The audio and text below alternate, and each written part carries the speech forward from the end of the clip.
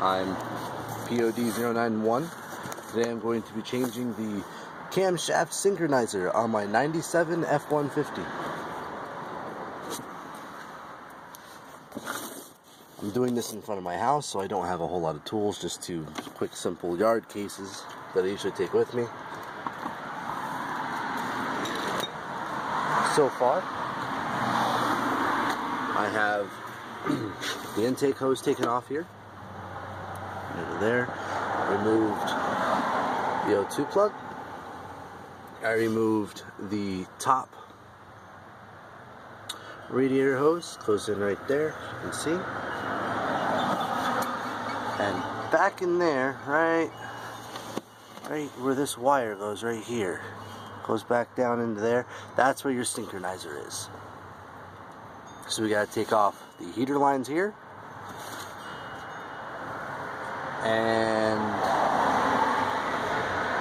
possibly that. Not positive. We're gonna figure this out. Oh, I also took off the vacuum line from here, the plug from over here. There's the vacuum line, and this plug here from here. Forgive me for not using technical terms at the moment. I am midway through. So it looks like next, taking off the, yeah, that thing. My brain's not working this morning, guys. I do apologize. Looks like we're gonna have to possibly unscrew this. See if you guys can see it. Unscrew here to take this off, so that way we have more room. The synchronizer has to come straight up. So I might have to, maybe I'll just take off those brackets there.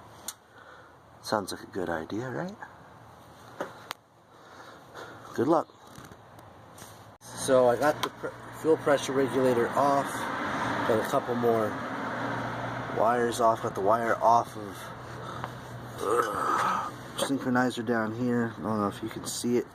I gotta get this out, which seems to be giving me a bit of an issue right now. That's out. I gotta take this out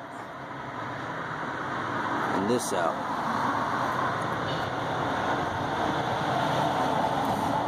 Once this is out, I can get this out. Ladies and gentlemen, I have my heater hoses off. And now we can look down in here. Here it is. This is your sync sensor.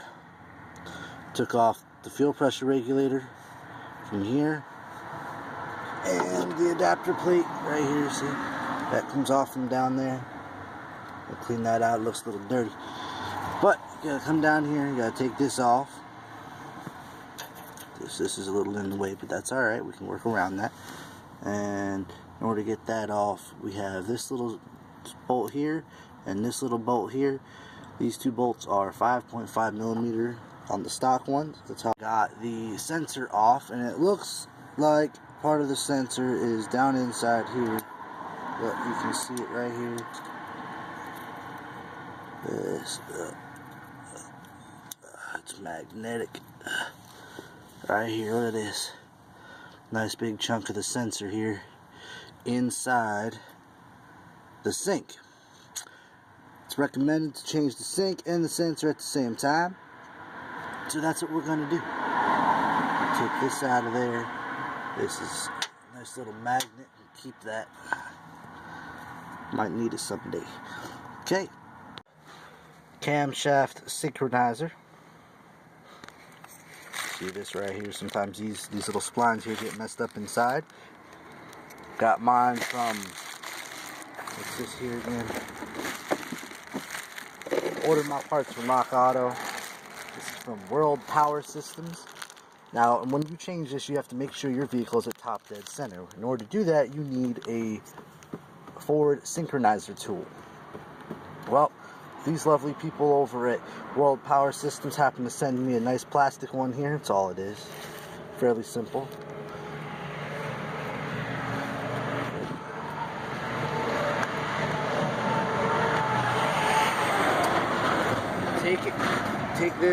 Take this piece here. See, there's an arrow on it right there, and you put it right down in here like this. And as you can see, it doesn't sit in all the way. Now what you have to do is you have a friend or yourself need to turn the engine until this falls down into place. This is the 4.2 F150. This uses the same one as the 5.0 and the 3.8. Gentlemen, and we're back. If you can see down, let me see if I can get my camera down just over there. If you see now, this thing sits all the way down into place. No wiggle room. Pops right down in. That means it's now at top dead center. We're going to keep this tool even though it's plastic because you never know, you might need it again. What happens if the next one doesn't come with one? See, it sits right in there, all the way down in, doesn't go any further. It's perfect. Now we have to remove this 10mm bolt and pay attention to which way this faces. So we're going to leave that on there because it has that nice little arrow on there. Took that bolt out. You have to turn it a little bit because of the splines being angled there. Pulled it out and you end up with this nice long little black rod here up into your sink. So what we're going to do, see, look, this is all mangled right in here. That's no good. It's supposed to look like that. That to that to that to that. Okay. So this rod here has to come out. You should be able to just give that a good yank. Let's see if we can figure out where to put the camera at here. Should be able to just grab a hold of it, give it a good yank. Pop out. It's got a little clip on there. There you go. Got a little clip on the end of it there. You see that? That has to go into the end of your new one. Make sure you get it in all the way so it clips into place. Gentlemen, again, what I did is I took the new synchronizer sensor off, make sure it was lined up at top dead center. This actually, you know what? I'll show you what this does a little bit better. This little one here, if you look, hold on. Look inside there, you got that little round piece, right? And if you look inside there, it's the opposite. This makes sure that round piece is lined up perfectly, so that way it's at top dead center. That's what this here tool is for. So we're going to put that back on. Look at that, top dead center. We're going to put this piece into place. See if we can do this one-handed. Now that there's enough room, I'm just going to make one hand. Okay, there's the hole. Bring this over here like this. Look, we're looking the right direction. I sat my bolt in there. It's not really tightened up any. Gonna tighten that. Gentlemen, look, we have the fuel pressure regulator bracket back on. We have the sensor in place with our 10mm bolt. These here are 8s. All you need, this is I used an adjustable for this, so I'm not sure what size this is, but it shouldn't be too big a deal. I use an adjustable. It's probably about an inch, maybe a 22mm, give or take. These are 8s. That's a 10, like I said, down there, right down in there. That's a 10 down there. You got these 3 8s. It's a total of 6 bolts, if you don't include the sensor, because the sensor has 2 more little bolts in it down there, right here, and over there. That makes it 8. But for 6 bolts, it's a lot of work. Okay. Now I got my fuel regulator back in. I got my heater hose in place. And that down into there like that. All that wetness is some WD-40 from when I had to spray that down to get that off. Everything seems to be back in place properly. These are the tools that I used. I used an adjustable, my sync tool that came with. If you don't have one, I suggest picking one up because you might need one for your car.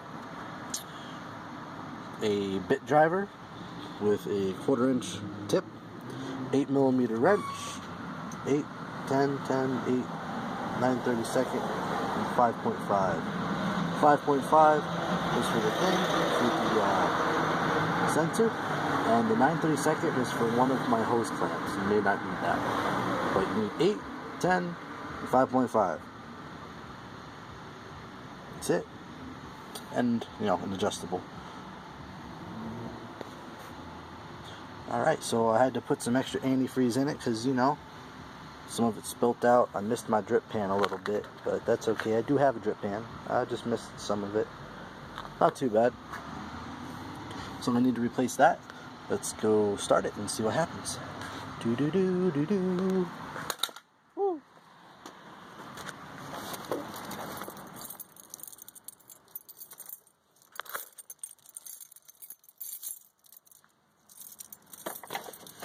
Spit sputters.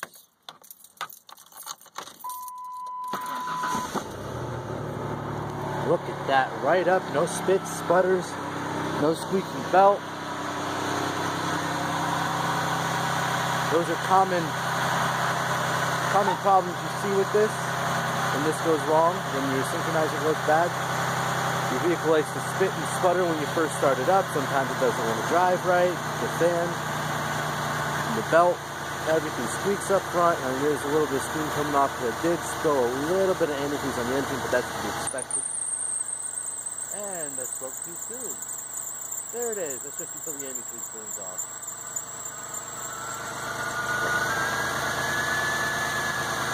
There it is. Goodbye. See? All gone. Hope this video saved you as much as it saved me. Getting this done at Ford is roughly $650. Enjoy.